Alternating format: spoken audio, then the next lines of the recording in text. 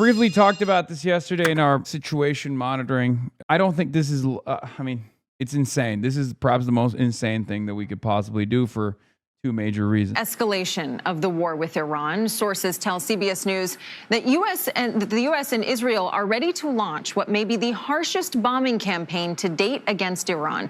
The potential targets include power plants, refineries, and other infrastructure in Iran's energy sector. We're told the president has yet to give the final go-ahead order for strikes. He's threatened for weeks to attack Iranian bridges and power plants if Iran could not reach a deal with the U.S.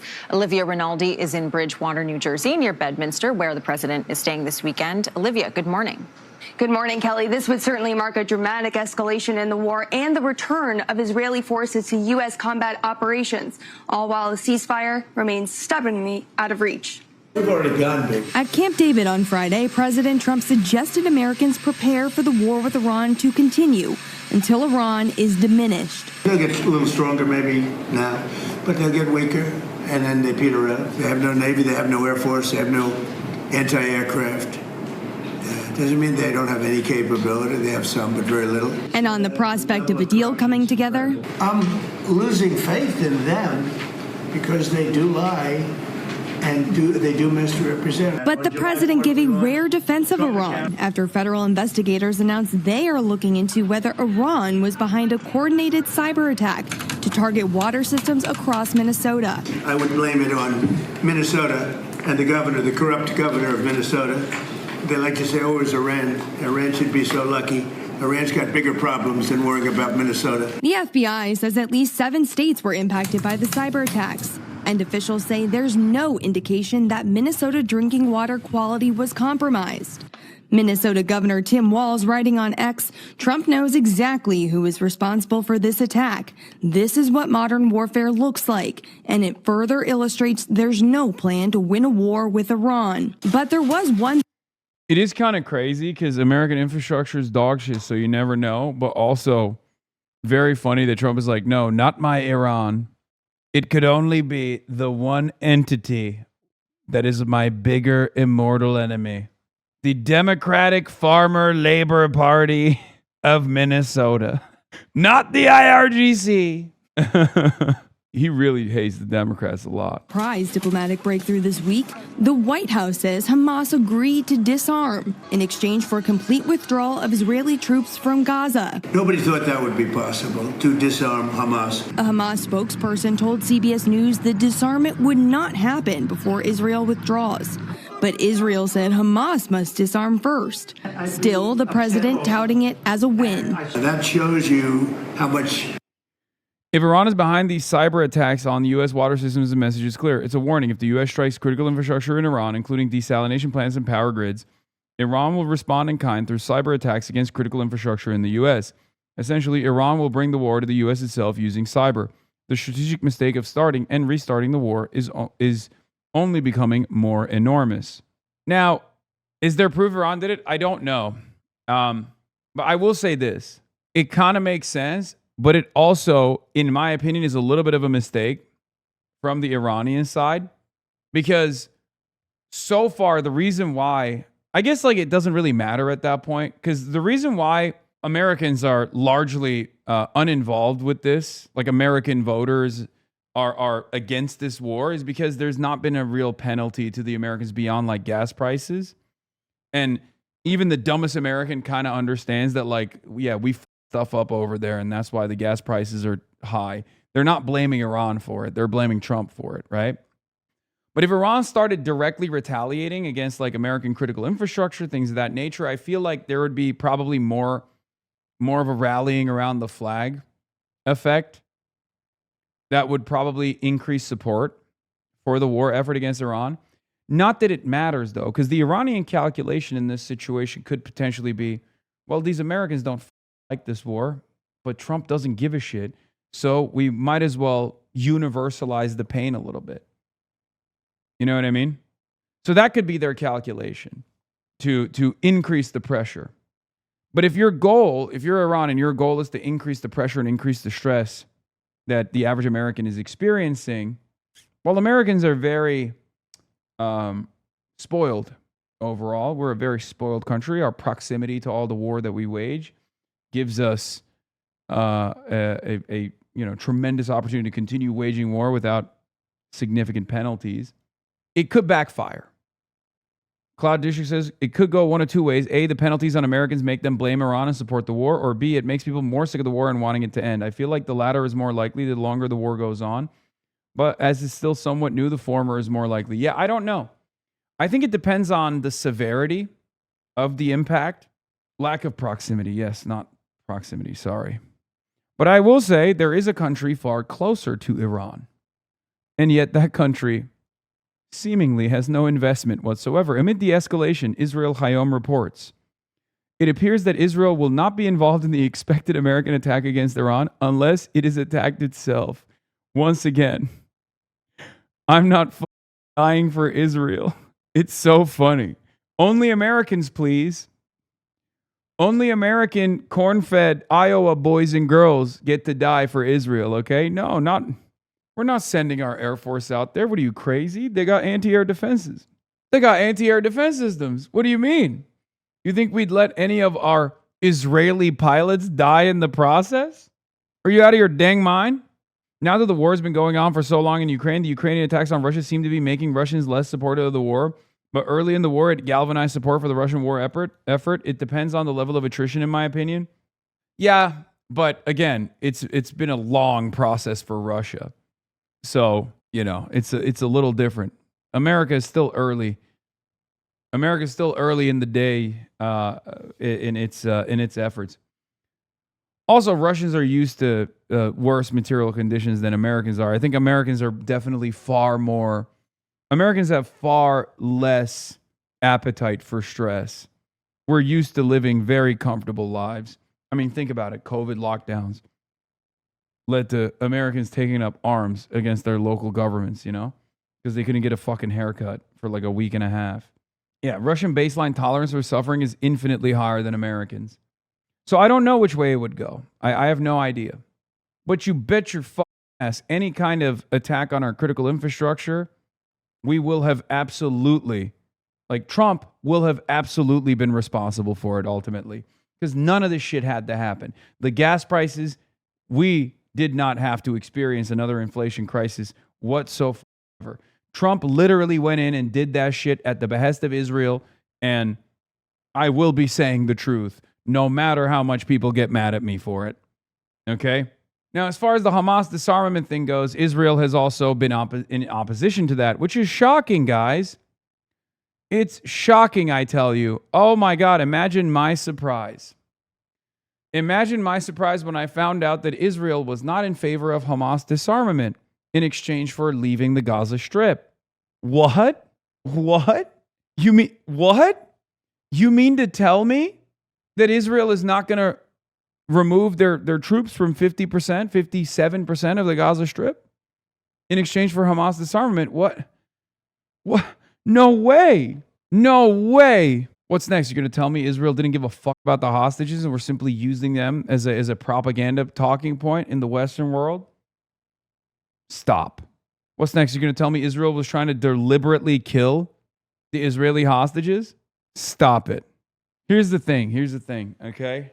America doesn't have the munitions to continue waging this war, and the global markets don't have time to continue waging this war as the Strait of Hormuz remains closed, as the Saudi oil refineries start getting peppered with Houthi strikes, worsening the crisis, worsening the energy crisis.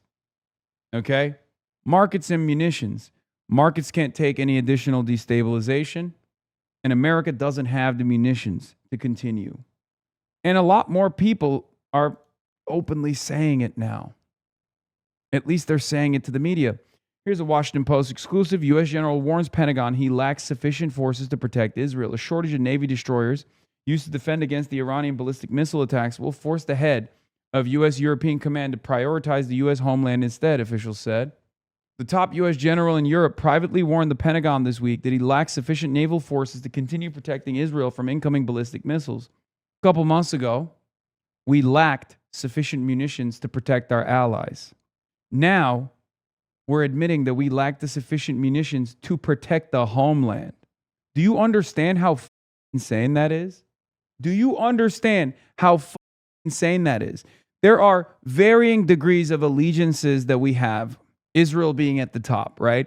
Israel obviously is the most important asset, more important than actual states in the United States of America. Like, America would literally exchange Wyoming for Israel. America would allow Wyoming to be nuked off the planet with all of the Wyomingites in it in exchange for making sure that Israel was safe, making sure that Israel could continue expanding. I 100% believe that. Okay? So there's one element. But the entirety of the country, now we got problems. There's varying degrees of care here. There's varying degrees of importance. So, like, obviously the least important are the Arab states, Gulf states. They're nothing, even though they're worth so much more than Israel technically. In our calculation, they're worth nothing. And that much remains to be seen. We're basically treating Saudi Arabia and the UAE like they're Kurdish militias, okay? Literally bottom of the fucking barrel. Then you got the Asian security theater. You got the Asian Security Cooperative Agreements in the Pacific Theater. They're up next. We took their anti-air defenses and we panic shipped them into the Gulf specifically to defend Israel. And then you got Europe. Obviously, Eastern Europe is nowhere near as important, even though they're a part of NATO, so they're a little bit more important than the Asian countries. And then you got Western Europe. And after Western Europe, you have the American nation, okay? Our United States of America. While the United States of America, or at least our government, America the entity, not the people, while the United States of America could maybe eat a little bit of damage on the homeland in exchange for, going along with Israel's ambitions here, when you arrive at our missile stockpile is not enough to not only not defend Asia, but Eastern Europe and Western Europe, but now the United States of America didn't even mention Africa. Dog, Africa is not a part of the equation from the American foreign policy calculation. What are you talking about? We're talking about countries that we have security cooperative agreements with. From the American calculation, Africa is a land for plunder and plunder only. That's it. Same with Latin America for the most part. You think America would ever defend any African country? What are you talking about? You think America would defend any Latin American country? What are you talking about? It's not even a question. Africa and Latin America is just land for plunder, natural resources, and cheap, or at times throughout history, dark chapters of history, free labor. Okay?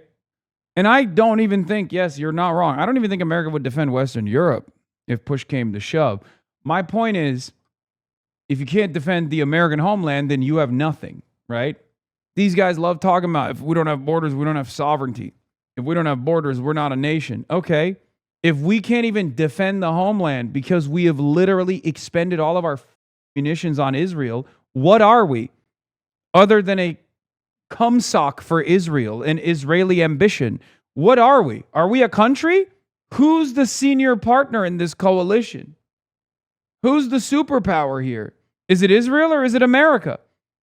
What the fuck are we talking about? General Alexis Grinkowicz, the head of U.S. European Command, so obviously you know he's fake and gay and woke because he's, in Europe, sent written notification to senior Pentagon officials saying that without another Navy destroyer, he would be forced to choose to defend the United States homeland over that of Israel, said the officials who, like some others, spoke on the condition of anonymity to discuss the correspondence. A U.S. defense official said Grinkowicz's notification appears consistent with past outreach to the Pentagon from the military's top generals when they see certain risks that require Washington's consideration. This can occur, the official said, as commanders compete for finite resources and weapons. The Pentagon declined to comment. U.S. European Command did not respond to requests for comment. A spokesperson for the Israeli embassy in Washington could not be reached for comment. The general's warning comes at a tenuous moment in the 5-month conflict as near daily attacks have resumed following the collapse of peace talks between Washington and Tehran, and the operation's intensity has drained U.S. supplies of key defensive weapons. The Navy has been particularly taxed as the Trump administration has directed a blockade of Iranian ports in response to Tehran's closure of the Strait of Hormuz. The standoff has stymied the movement of Middle Eastern oil and other commodities through the narrow waterway, upending the global economy. You know all this stuff already. And it's been very interesting because this is yet another moment where I have to do my I told you so dance. Okay? Piker Broadcasting Service, the People's Broadcasting Service for tomorrow's news today. Okay? There it is. This is why you subscribe to the People's Broadcasting Service. This on the groundwork, changing American politics for the better, but this is part of the reason. There's another separate New York Times article that came out with pretty scathing comments about the Iran war, reported by Preston Stewart. If you've been following Operation Epic Fury from the start, and even before it started, here on this broadcast, none of this information is new for you. You've heard it. You've heard it from me over and over again, to much criticism at the time, right? Whenever I repeated this stuff, everyone was like, get the fuck out of here. We got contingencies. You're crazy. America's the most powerful military on the planet. You think we can't take out a middling power like Iran? Well, guess what? I was right. And all of the naysayers that were hanging on to a hope and a dream, leaning into lethal doses of copium, were wrong. Shocking. Shocking. Turns out we are a paper tiger. So how did I get it right? And so many of these analysts got it wrong. Well, there's a couple reasons. Number one, I don't believe in American exceptionalism. I think it's silly. I think it's dangerous to lean into these sorts of ideals. I think sober analysis requires you to look at the situation and also look at the opposition, what they're saying, what they're doing, what their capabilities are, without this weird supremacist lens. This is how America used to operate, by the way. Even if they lied to the public overall, they wouldn't believe their own lies. Nowadays, it feels like when Maria Bartiromo's like, I can't believe it. What is going on? Why are we incapable of destroying the Iranian military like my beautiful president said? It sounds sincere, like she believed the bullshit. Maria, you're supposed to be the one peddling the bullshit. You're not supposed to believe the bullshit, you fucking idiot. This is a huge problem.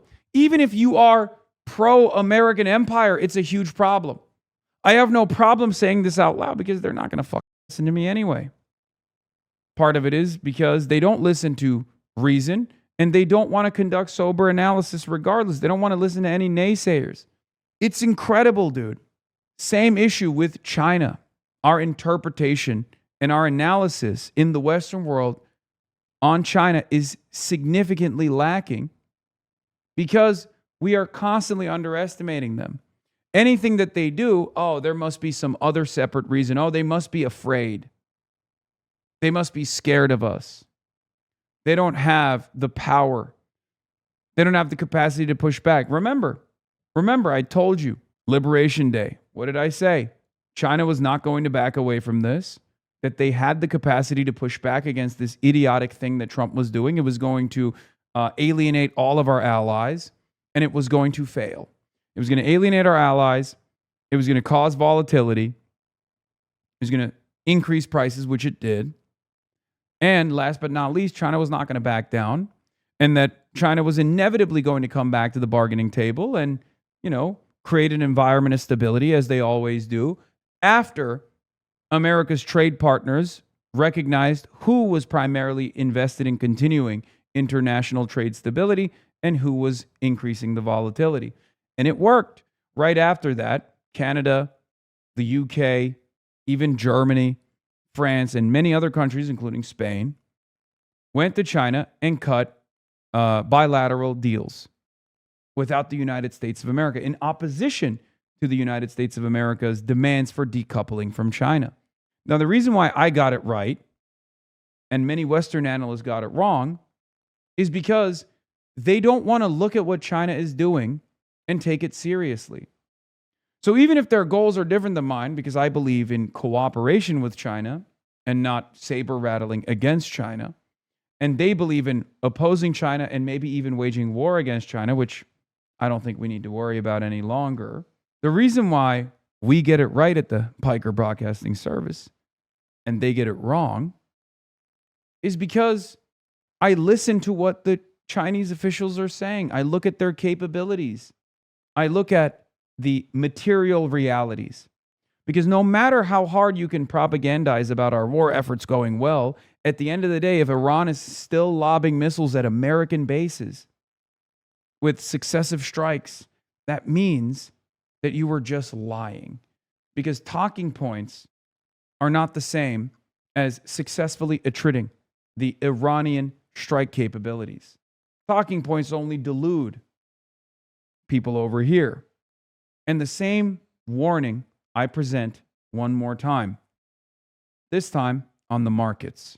Because of the gracious nature of China, always trying to trade max, always trying to maintain global stability, for the last couple of months, the Strait of Hormuz blockade has not turned into a major crisis, only because China cut their strategic petroleum reserve imports by almost half. There's no guarantee that we'll continue to do so. This gives China tremendous leverage. But without that, Trump's yapping about how, Iran is going to do a ceasefire. We're going to blow up Iran on Friday nights, and then Iran is going to do a ceasefire on Sunday nights, would go nowhere. Because at the end of the day, there is a hard limit to how much oil is readily available in the market. Because this is not a speculative asset. It's a hard commodity with inelastic demand. A hard commodity with inelastic demand that will inevitably run out. And once we hit that hard limit, there is going to be a cascading, cataclysmic event.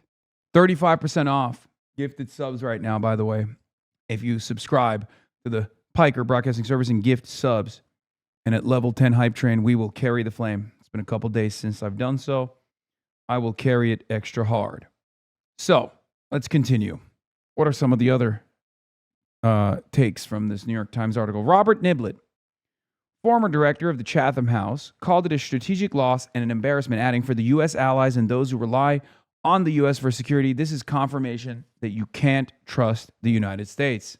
He continued, people won't forget that their security and their future were dragged into question by an unpredictable and wavering U.S. foreign policy. Who said these exact same words 3 months ago, 4 months ago? I did. Ali Vaez, the Iran project director for the International Crisis Group, said, this is the crisis of credibility of the U.S. Neither its military prowess nor its diplomatic promises can be trusted.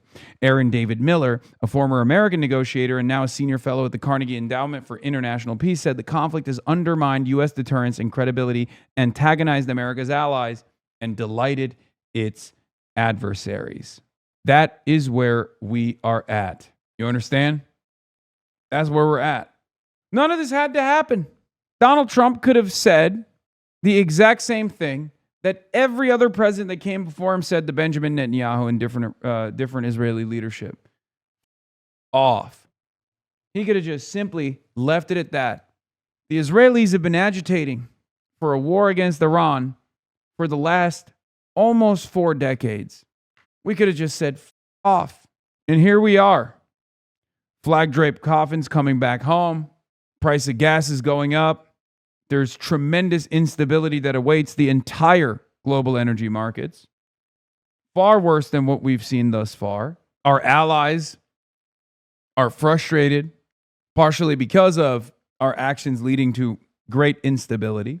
But also, our allies all around the world are frustrated because we've shown them that we do not have the military prowess nor the military might. And our commitments are absolute to one country and one country only, and that is Israel. And at the direction and at the behest of Israel, we are willing to throw the entire world into chaos. We are willing to forego our security commitments to countries that are technically far more valuable, far more bountiful in natural resources, for example, like the Gulf nations. The realpolitik of it all, the normal attitude here would be to cut our losses with Israel, to demand demand that they pull back and we pull back from them, and then redouble our commitments to the Gulf nations. I'm saying this not as someone who is an anti-imperialist. I'm saying that the pro-American empire position that is strategic and sound would be to lean into the Gulf allies, cut a deal with Iran, cause Israel to restrain itself, force Israel to restrain itself, to no longer protect it, to no longer allow it to behave with impunity in the violent and belligerent ways that it does. Instead of doing that, we have only doubled down, tripled down, quadrupled down, quintupled down on Israel's ambitions. It is unbelievable. And because there is a, albeit dying, but still relatively powerful propaganda apparatus that churns out Hasbara, that churns out pro-Israel talking points with regular frequency, a lot of people are left in the dark on this. That only could have been cultivated after 80 years of unconditional loyalty, by the way. That's it. That's why there's no other country, as far as our examination of foreign partnerships, foreign allegiances, there's no other country like Israel. Israel stands alone. Breaking. Iran announces it will strike the world's most important energy facilities located in Arab countries and Israel, all within range of Iran's precision missiles in response to any new U.S. and Israeli strikes per Fars. Ghawar oil field, Saudi Arabia, the backbone of Saudi production. Disruption puts 5+% of the world's oil supply at risk. The global oil supply, chat.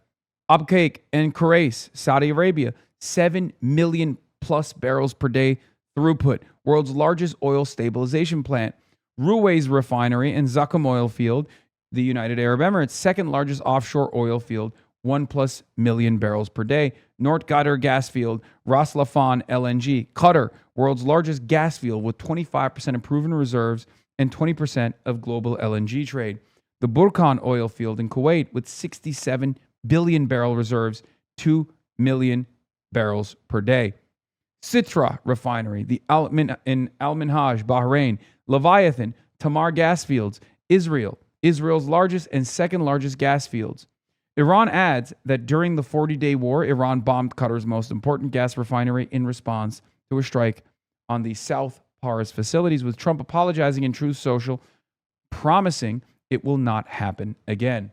The reason why they're saying we will do this if you strike us, if you follow through on this destruction campaign on our refineries, on our power plants, is because they will do it. They will. And perhaps they'll do more.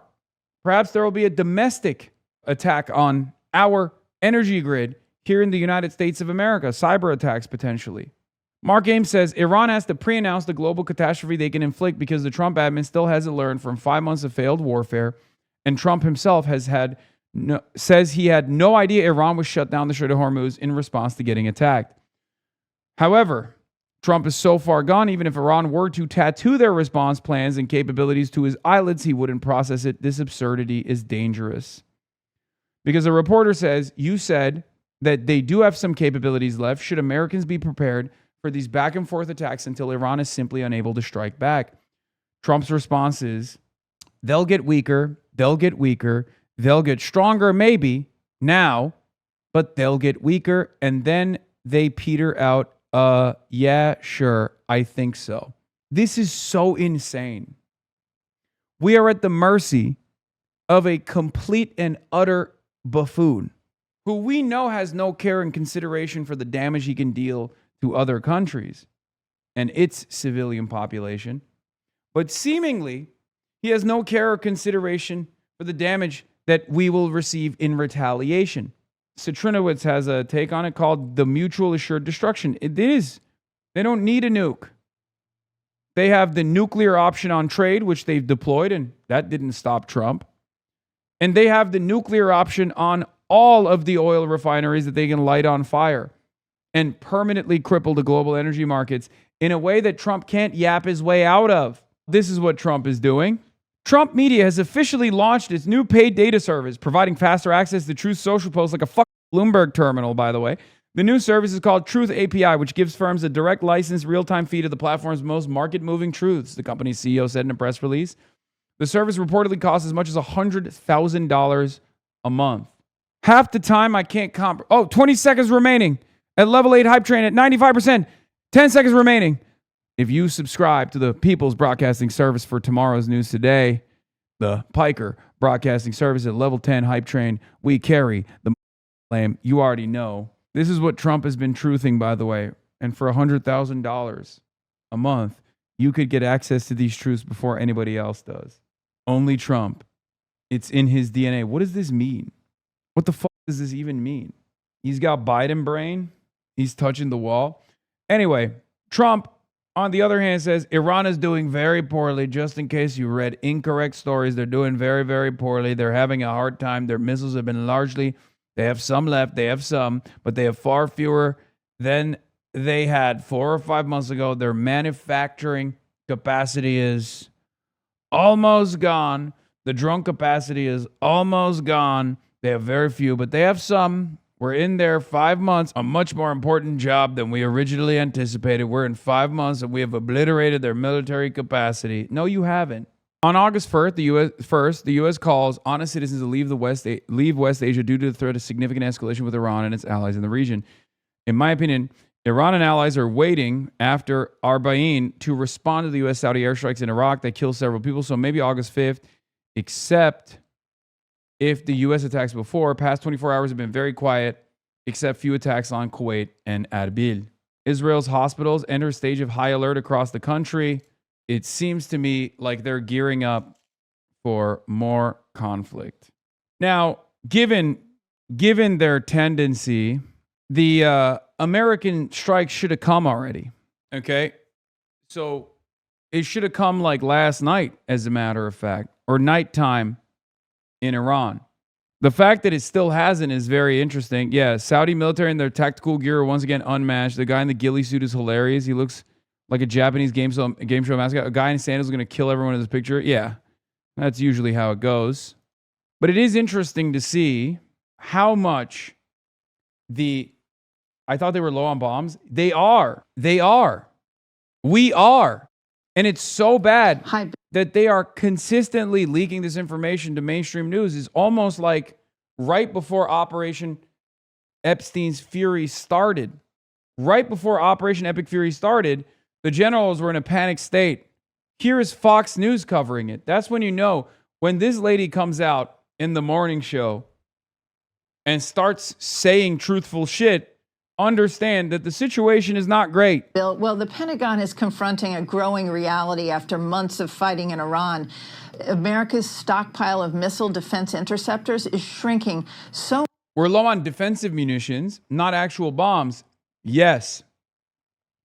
But we're also low on standoff munitions as well. Okay? Here's the problem. And I keep repeatedly explaining this over and over again. We have expended and depleted a decent chunk, almost half of our standoff munitions. The reason why we've utilized our standoff munitions rather than our bombs, right? Gravity bombs, unguided, guided gravity bombs, is because we have not been able to establish air superiority over the Iranian airspace. Iranian anti-air defenses have still been lasering American planes. Okay? You've been saying the same thing for weeks. Well, because why would the situation change? It's not like we magically figured out a new weapon that can evade their anti-air systems. I've been saying the same shit over and over again because we've been doing the same shit over and over again. I know I sound like a broken record. Every damn day I turn on this stupid stream and I keep repeating myself because Trump keeps repeating himself. It's not like it was untrue months ago. It's just more true now than it was even last week. What can I do? Donald Trump goes on television and says, we won the war. We've destroyed the Iranian Navy. We've destroyed the Iranian striking capabilities. We've successfully attrited their strike capabilities. We've destroyed their defenses. But all signs are pointing to a potential escalation. All signs are pointing to a potential escalation as the State Department is urging Americans to consider leaving Middle East as regional conflict escalates. Is Rinse and repeat every damn day, man. Trita Parsi also has an assessment on the U.S. general from European Command warning Pentagon that he lacks sufficient forces to protect Israel. Trita says, I see 3 plausible explanations for this move. 1, this is a genuine attempt at preventing a likely U.S. escalation in the making. 2, this is intended to give Trump a way out. Trump can continue to portray himself as tough and willing to take the fight. But the problem is with military readiness. 3, this is deception aimed at lulling Tehran into a false sense of security only for Trump and Netanyahu to attack Iran in a major escalation in short order. Much that military planners are weighing whether they can continue the current cycle of limited retaliatory strikes. The Center for Strategic and International Studies, using open source budget numbers, estimates U.S. Patriot interceptor inventories have fallen from roughly 2,300 pre-war to fewer than 827, while THAAD interceptors have dropped from 452 to fewer than 278. CSIS warns rebuilding those stockpiles could take 3 years or more. If you look at what we've expended for Patriots, for example, it's over half the global inventory now has been consumed in the Middle East. Similar for the THAAD interceptors as well. These are things that we have to intercept ballistic missiles. So that really leaves us with very little excess to be able to use in other theaters, whether it's defend U.S. forces in Europe or the Indo-Pacific. The Pentagon recently summoned leading Silicon Valley defense firms like Shield AI, Anduril, and others to discuss urgently replenishing depleted U.S. weapons inventories. The concerns are that, these companies are, they have not produced at scale. They have commercial kind of technologies. They've done prototyping, but now kind of are they able to have production lines that can work with the government to produce those munitions at scales? Since 2024, 10,000 new defense tech companies have entered the market. This former Navy SEAL started Shield AI over a decade ago and recently returned from Ukraine, where his AI-driven targeting systems are being used.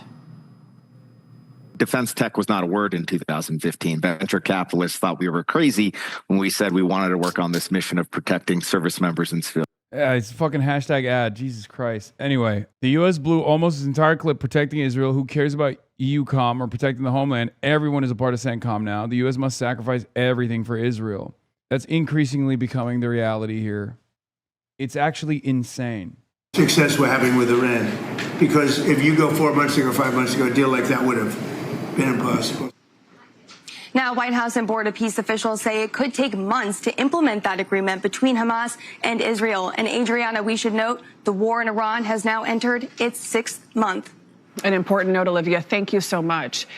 Overnight, the U.S. Embassy in Jordan issuing a security alert urging Americans to consider leaving the Middle East as U.S. assets and allies in the region face attacks by Iran. Meanwhile, here at home, President Trump took Friday's cabinet meeting to Camp David, where he told reporters the military is ready to ramp up strikes if progress isn't made on the diplomatic front. Steve Harrigan joins us now with the latest. Steve.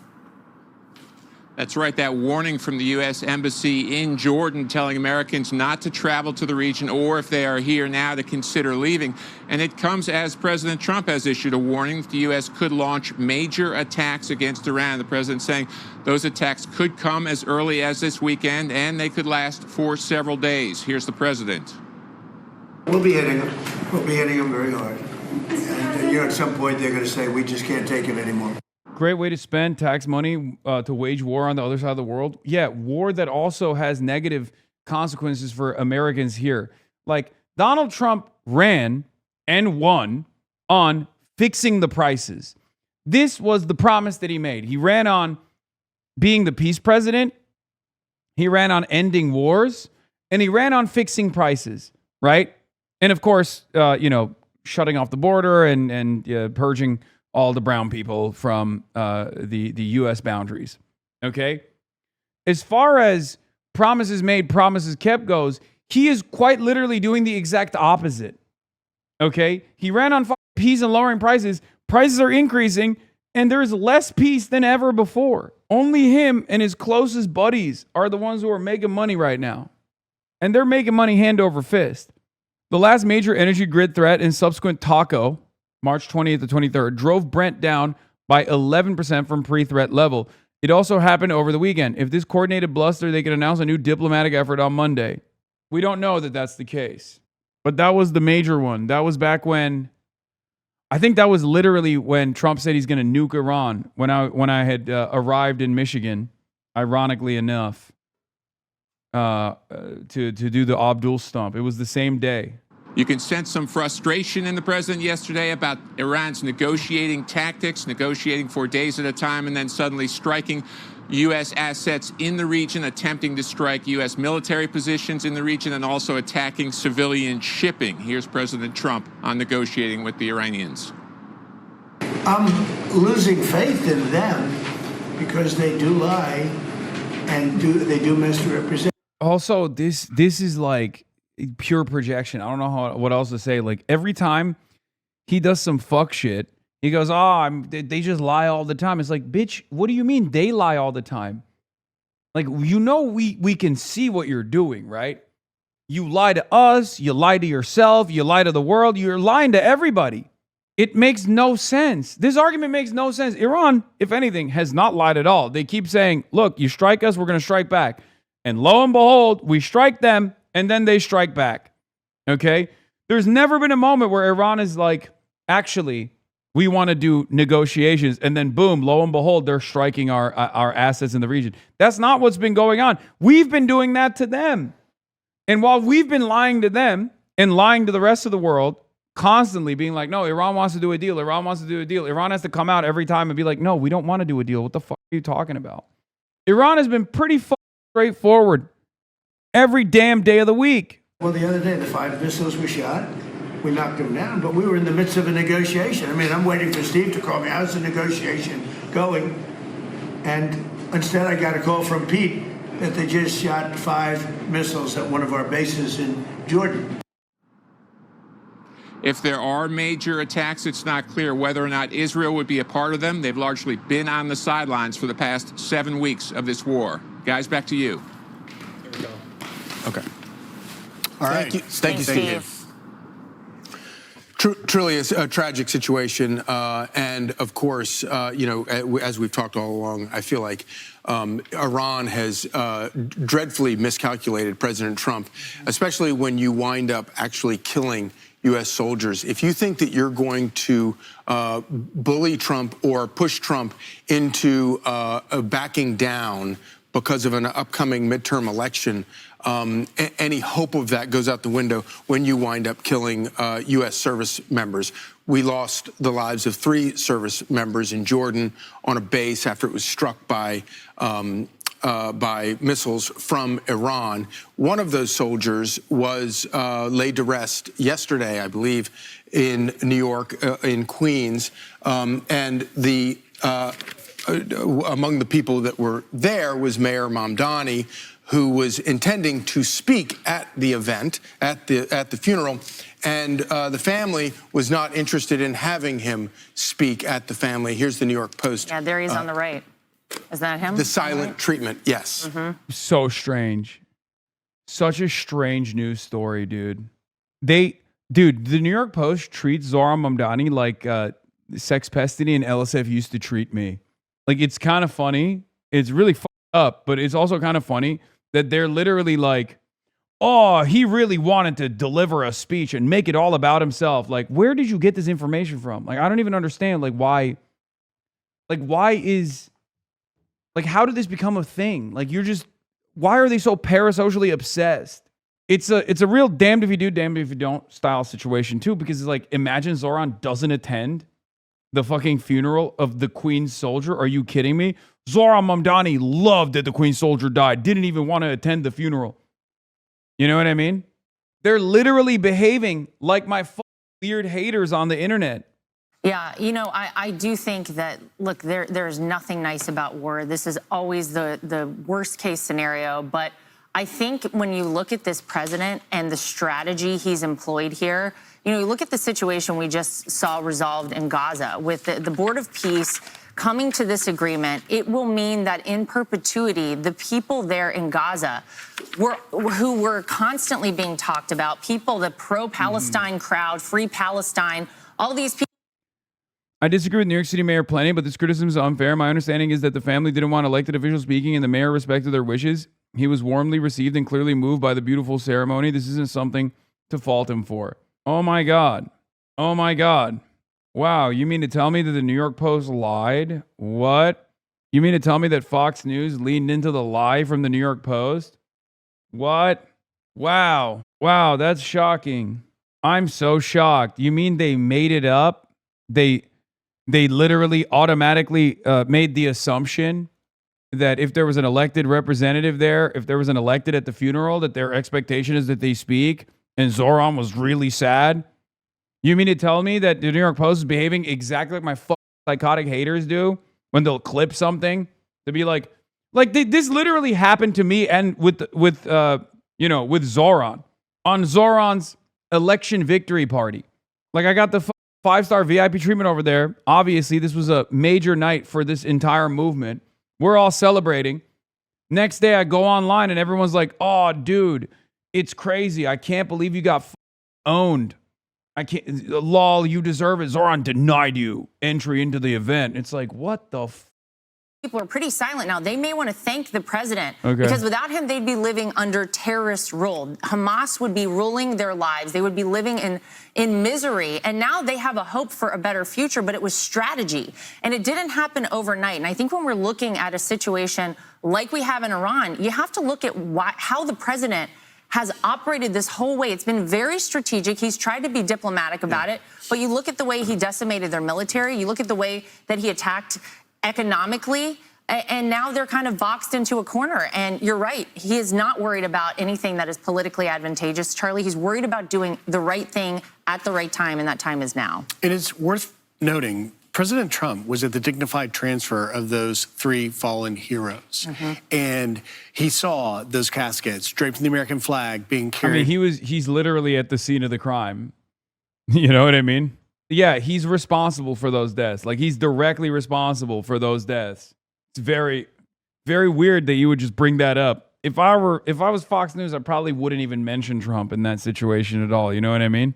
Off of a plane coming back to the U.S. You saw in that video of Sergeant Rampersad yesterday being carried in a flag-draped coffin. President Trump has talked about the hardest job any president has, is going to Dover and greeting a dignified transfer. And I think that this family feels that, listen, you have done nothing but rail against President Trump. You're the mayor. Stay out of the foreign policy.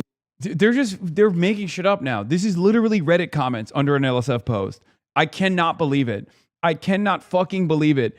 Fox News, the most popular network news program, is behaving in the exact same way that Redditors do on LSF. They made up a story. They took something out of context. They made up a story. And now they're adding additional commentary onto that completely made up story. This is just fan fiction, okay? And who are they using for this made up story? A dead soldier, okay? A 19-year-old who didn't need to die at all, but died because our president decided to listen to the real American president, Benjamin Netanyahu, and start a fucking dumbass war with Iran. Unbelievable. What the fuck? And also, do not simply bring politics into the most sacred, painful moment of our lives. And you have to really put that in context. What the fuck? And you begin to have empathy for the family and why they felt that way. Yeah. But yet, Mayor Mamdani is bringing politics into it. Yeah. You just, dude, what the They're shameless. Wish people from our side would learn from this. Yeah. Speaking of shamelessness, it's strange, but Mike Rogers has already decided that Abdul Al-Sayed won the primary, considering that he's already debuting his web ad targeting Abdul Al-Sayed.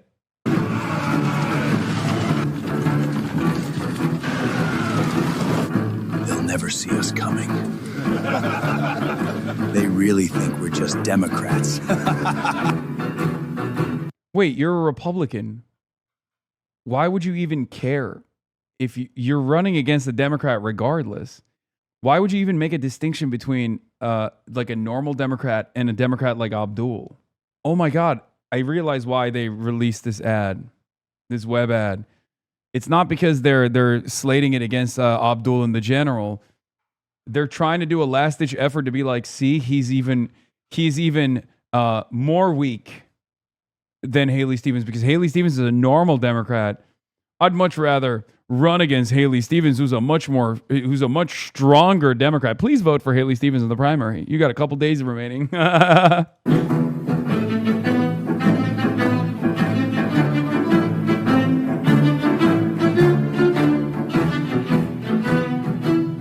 The Odyssey AI, I'm dying with him peeking Islamically out of the wood. Yep. Don't be jealous because he has a higher production value than you do. Yeah, dude, I'm sorry that I'm not doing AI slop. Hey, at least I wasn't in this one, you know? I'm a little sad that I wasn't mentioned in this one, but there will be plenty of opportunities. Live? I like how they think they're the rulers.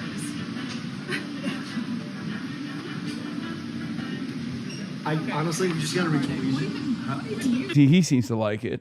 He seems to enjoy it.